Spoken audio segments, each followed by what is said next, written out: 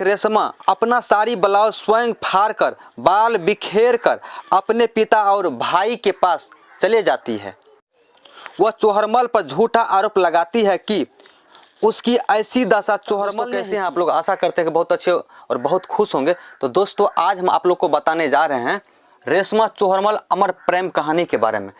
बाबा चोहरमल और रेशमा की क्या कहानी है, जो सच्चाई है, क्या सच्चाई है, वो सच्चाई आज आप लोग को हम इस वीडियो में क्लियर करेंगे।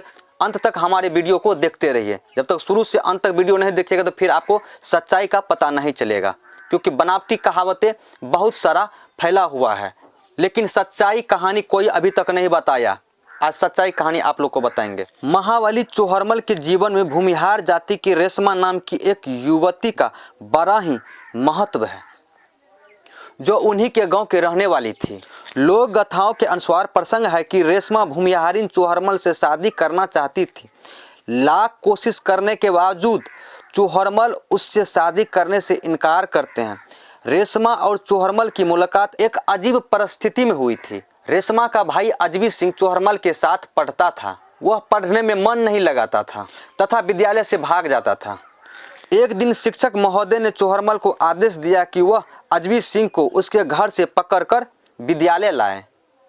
चोहरमल अनुशासन प्रिय, आज्ञाकारी और मेधावी छात्र थे। वे कुछ लड़कों को साथ लेकर अजबी सिंह के घर जा पहुंचे। रेशमा ने प्रथम बार चोहरमल को उसी समय अपने घर पर देखा था। वह चोहरमल के सौम्य, सुंदर, सुडौल और आकर्षक व्यक्तित्व और अभययुक्त मुखमंडल को देखकर उसी क्षण उन पर मोहित हो गई। किसी भी प्रकार उन्हें पाने के लिए रेशमा मन ही मन संकल्प कर बैठी। इसके बाद रेशमा के दिल दिमाग में चोहरमल का ही चेहरा बैठा रहता था। उनके गांव चाराडीह में एक पक्का इनार कुआं था। रेशमा को पता था कि चोहरमल अपने मवेशियों को चराने के क्रम में इस कुएं पर पानी पीने आते हैं, इसलिए रेशमा कोई ना कोई बहाना बनाकर बार बार कुएं पर आती थी। रेशमा घंटों बैठकर चोहरमल का आने का इंतजार करती थी। उनके आने के बाद रेशमा प्रेम विहल तथा अति भावुक होकर प्रणय निवेदन करने लगती थी। चोहरमल अजबी सिंह का वास्ता देखकर रेशमा को समझाने का प्रयत्न करते हैं। चोहरमल अजबी सिंह को गुरु भाई मानते थे। गुरु भाई के बहन होने के नाते चोहरमल उनको सगी बहन मानते थे। चोहरमल रेशमा को समझाते हुए कहते थे, तुम मेरी धर्म बहन हो, इसलिए तुम मुझे पाप का भागीदार मत बनाओ। यही कारण था कि चोहरमल रेशमा से शादी करने से मना कर दी थी। रेशमा विदेशी आर्य कन्या थी। वैदिक काल में आर्य कन्याएं अपने सगे भाई से भी निसंकोच सहवास करने का प्रस्ताव रखती थी। ऋग्वेद में यमी नामक आर्य युवती का अपने सगे भाई यम से संभोग करने की जिद का प्रसंग आर्यों में भाई बहन के बीच सहवास करने का बेहतर उदाहरण है। यही कामधाता से व्यग्र होकर अपने भाई यम को काम उत्तेजित करने का प्रयास करते हुए कहती है, हे यम, मेरे यौवन का उपभोग करो, मेरे शरीर में अपने शरीर का संपर्क कराओ और मेरे गर्भ से बच्चा पैदा करो। परंतु यम भाई होने के नाते ऐसा करने से इनकार करता है और किसी दूसरे पुरुष से काम वासना मिटाने के लिए सलाह देता है। रेशमा का चोहरमल से प्रेम प्रस्ताव इसी आर्य परंपरा की एक कड़ी प्रतीत होता है। यही कारण है कि रेशमा भूमिहारिन को भाई बहन के रिश्ते की पवित्रता का एहसास नहीं था। वह यौवन के झोंके में हिलोरे खा रही थी तथा भाई बहन के पवित्र रिश्ते के महत्व को भूल चुकी थी। परंतु चोहरमल तो अनार्य संस्कृति के प्रतिनिधि वंशज थे।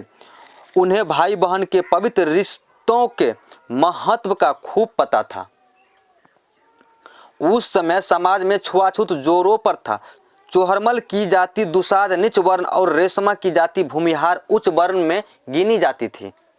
सामाजिक रूप से दोनों में काफी अंतर था, परंतु सामाजिक बंधन और संबंधों की पवित्रता को भूलकर रेशमा चोहरमल के सुंदर सुगठित शरीर और मोहक चेहरे पर मोहित होकर उनके प्रेम में पागल हो चुकी थी तथा उनसे कई बार लिपटने की कोशिश भी की, परंतु चोहरमल बचते रहे।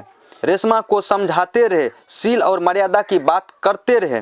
यह सब संभव हुआ चोहरमल द्वारा शील के अनुपालन से, जो बौद्ध संस्कृति की विशेष देन है। बौद्धों के पंचशील में कहा गया है, कामेषु मिच्छाचारा वैरमणि कक्का पदम समादयामि, अर्थात वह विचार से विरत रहने की शिक्षा ग्रहण करना। बाबा चोहरमल बौद्धों के इस पंचशील का हद से अनुपालन करते थे, अन्यथा कौन नहीं सुंदर युवती को देखकर उसे पाने के लिए मचल उठेगा।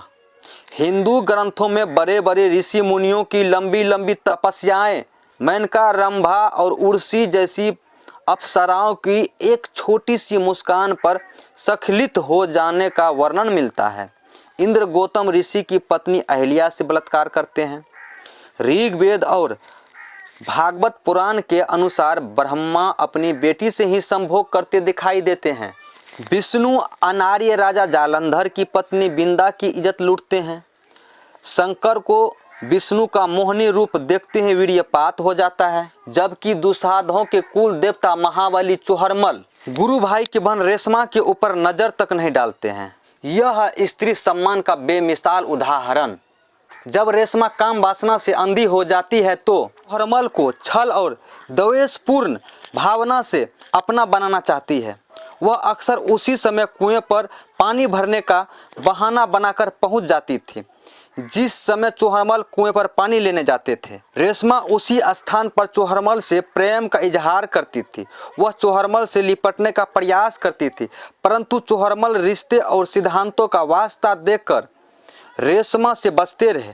अपने मकसद में नाकामयाब होते देख रेशमा अपने को अपमानित महसूस करती है। वह अपना बदला लेने के लिए अपना साड़ी ब्लाउज स्वयं फाड़कर, बाल बिखेर कर अपने पिता और भाई के पास चले जाती है। वह चोहरमल पर झूठा आरोप लगाती है कि उसकी ऐसी दशा चोहरमल ने ही की है। यहाँ पे बाबा चोहरमल पर झूठा आरोप लगाती है। इस षड्यंत्रपूर्ण झूठी खबर से रेशमा के पिता और भाई दोनों ही क्रोध से लाल हो जाते हैं।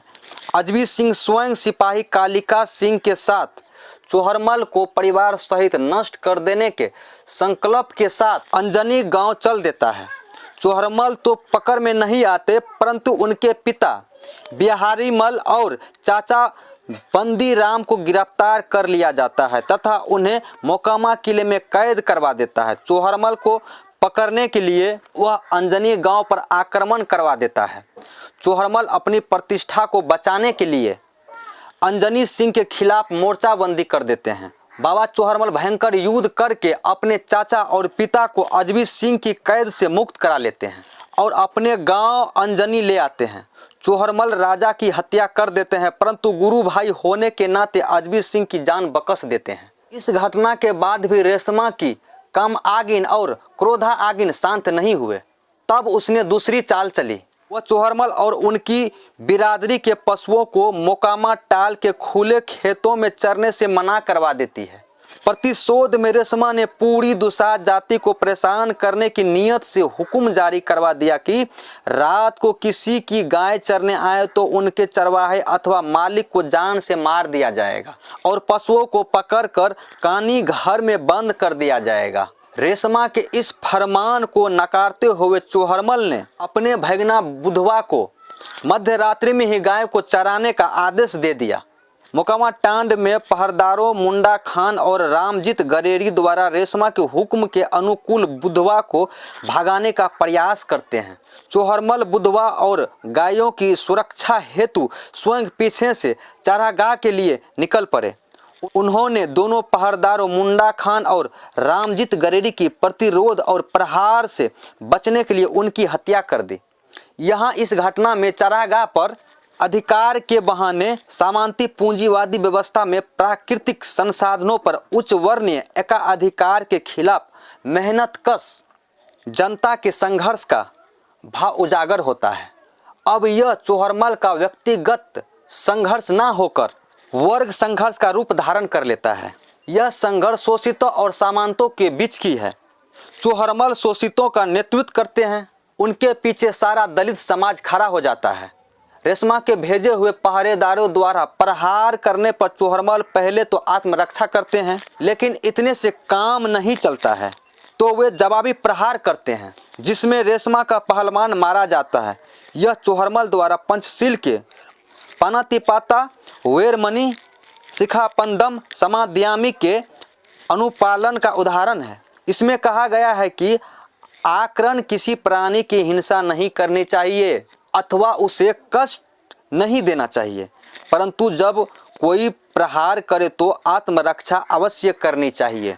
यदि आत्मरक्षा में प्रहार करने वाले की जान चली जाती है तो यह हिंसा नहीं अहिंसा है। बाबा चोहरमल इस शील का पूरा पालन करते थे। वे रेशमा द्वारा भेजे गए पहलवानों पर आत्मरक्षा के दौरान ही प्रहार करते हैं और वह मारे जाते हैं। इस प्रकार बाबा चोहरमल प्राणी हिंसा से विरत रहने के शील का पालन करते हैं। एक तरफा प्रेम और क्रोध से बोराई रेशमा चोहरमल को कब्जे में लेने के लिए किले के बाघों को अंजनी गांव के तरफ छोड़ देती है। बाघों का दल अंजनी गांव पर आक्रमण कर देता है। तब चोहरमल अपनी वीरता का प्रदर्शन करते हुए बाघों को मारकर गांव के पशुधन की रक्षा करते हैं। इस प्रकार चोहरमल जमींदारों द्वारा की जाने वाली आर्थिक प्रतिबंध, सामाजिक बंधनों से अपने समाज को मुक्त करवाया। वे लोग ही आवाम के आदर्श रूप में स्थापित होते हैं जो महाबली चोहरमल जैसा समाज हित में जान भी न्यौछावर करने के लिए तत्पर होते हैं। यह जानकारी आप लोग को कैसा लगा? झूठी कहानी, झूठी प्रेम कहानी, झूठी फिल्म, यह सब हमारे महापुरुष, हमारे पूर्वज के नाम पर धब्बा है। वह लोग जानबूझकर हमारे महापुरुष बाबा चोहरमल को छवि को खराब करने के लिए सारा षड्यंत्र किया है। वह कोई भगवान नहीं था, वह रक्त, मांस और हाड़ से निर्मित किया हुआ एक मनुष्य था जो अपने समाज के लिए लड़ा, संघर्ष किया। उनके ताकत को दबाने के लिए उसे भगवान बना दिया गया। यह जानकारी कैसा लगा आप लोग को? अगर अच्छा लगा तो हमारे चैनल पर नए हैं तो चैनल को सब्सक्राइब कीजिए और हमें सपोर्ट कीजिए। धन्यवाद।